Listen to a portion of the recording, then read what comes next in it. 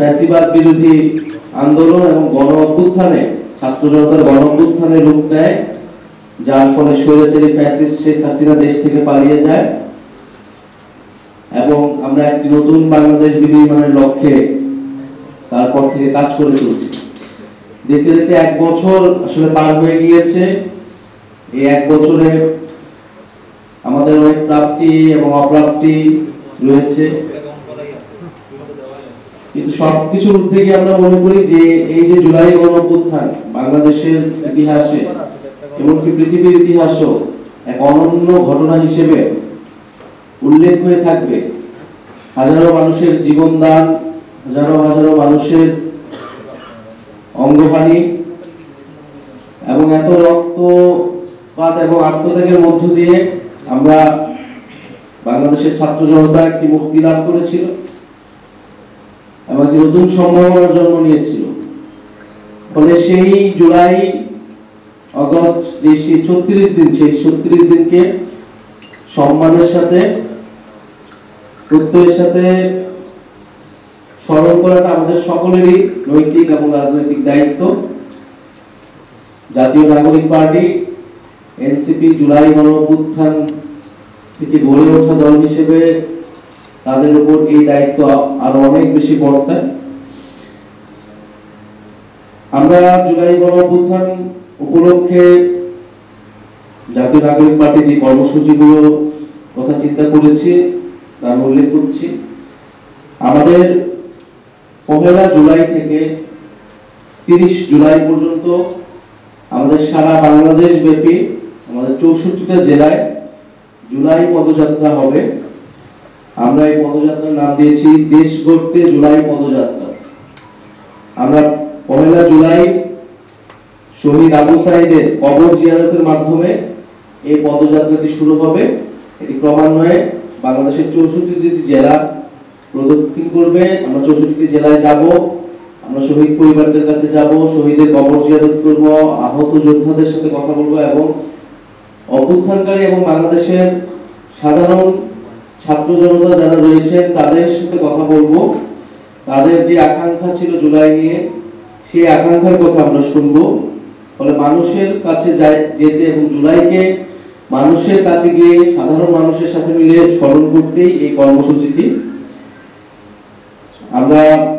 আমি আবারও বলছি, আমরা 1 জুলাই থেকে 30 জুলাই পর্যন্ত জাতীয় নাগরিক পার্টি এবং আমাদের অভ্যুত্থানের যে নেতৃবৃন্দ সকলেই একসাথে এই পদযাত্রাটি শুরু করবে এবং সারা দেশ প্রদক্ষিণ করে ঢাকায় ফিরবে। ফলে আমরা এই জুলাই গণ অভ্যুত্থানের পরে যে আকাঙ্ক্ষা নিয়ে আমরা বলেছিলাম নতুন বাংলাদেশ, বাংলাদেশ 2.0, আমরা মনে করি সেই বাংলাদেশ বিনির্মাণের কাজ, রাষ্ট্র পুনর্গঠনের কাজটি এখনো চলমান। ফলে সেই দেশ গড়ার লক্ষ্যে দেশ গড়তে জুলাই পদযাত্রা, এটি আমাদের ট্যাগলাইন।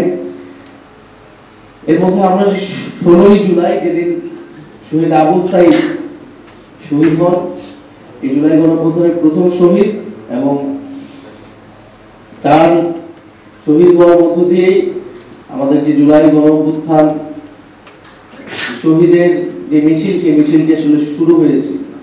ফলে সেই দিনকে আমরা বৈষম্য বিরোধী শহীদ দিবস হিসেবে পালন করব এবং সারা দেশে শহীদদের জন্য দোয়া মাহফিল এবং স্মরণ সভা অনুষ্ঠিত হবে। বৈষম্য বিরোধী শহীদ দিবস 16 জুলাই। আমরা 3রা আগস্ট, আপনারা জানেন 3রা আগস্ট শহীদ মিনারে ফ্যাসিবাদ বিরোধী 1 দফা দিবস ঘোষণা হয়েছিল।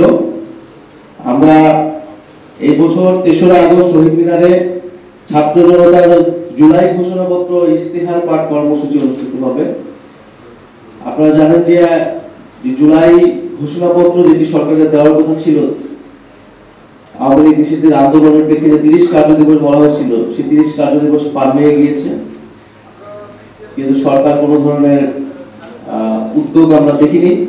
এই জুলাই ঘোষণাপত্রের দাবিটি ছিল যারা অভ্যুত্থানকারী ছাত্র নেতৃত্ব তাদের পক্ষ থেকে এই দাবিটি এসেছিল যে জুলাইয়ের ঐতিহাসিক প্রেক্ষাপট, সাংবিধানিক স্বীকৃতি, শহীদদের মর্যাদা ইত্যাদি নিশ্চিত করার জন্য আমাদের এই জুলাই ঘোষণাপত্রটি প্রয়োজন। পরে সরকার যেহেতু এটা তখন বলেছিল সকলের সাথে আলোচনা করে ঐক্যমতের মাধ্যমে এটি দিবেন, পরে আওয়ামী লীগ নিষিদ্ধের আন্দোলনের সময় এটি পুনরায় সরকারের প্রতিশ্রুতি দেয়, সেই প্রতিশ্রুতি সরকার রক্ষা করতে পারেনি। ফলে আমরা মনে করি যে অভ্যুত্থান ছাত্র জনতা করেছেন এবং এই ঘোষণাপত্র আমরা ছাত্র জনতাকে সাথে নিয়ে ৩রা আগস্ট এই ছাত্র জনতার জুলাই ঘোষণাপত্র এবং ইশতেহার কর্মসূচি রাখছি। সারা বাংলাদেশের মানুষের আকাঙ্ক্ষা, তাদের প্রত্যাশা শুনে তাদেরকে সাথে নিয়ে আমরা ৩রা আগস্ট শহীদ মিনারে ছাত্র জনতার জুলাই ঘোষণাপত্র এবং ইশতেহার পাঠ করব এবং ৫ই আগস্ট আমরা ছাত্র জনতার মুক্তি দিবস উদযাপন করব। ৫ই আগস্ট আমরা জানি যে শেখ হাসিনা পলায়নের মাধ্যমে এই গণঅভ্যুত্থান একটা প্রাথমিক বিজয় অর্জন করেছিল এবং বাংলাদেশের মানুষ নতুন করে স্বাধীনতা এবং মুক্তি লাভ করেছিল।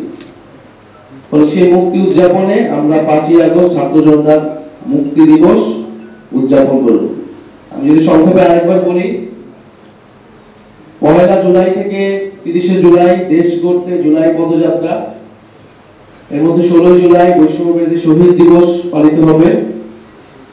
৩রা আগস্ট শহীদ মিনারে ছাত্র জনতার জুলাই ঘোষণাপত্র ও ইশতেহার পাঠ, ৫ই আগস্ট ছাত্র জনতার মুক্তি দিবস উদযাপন।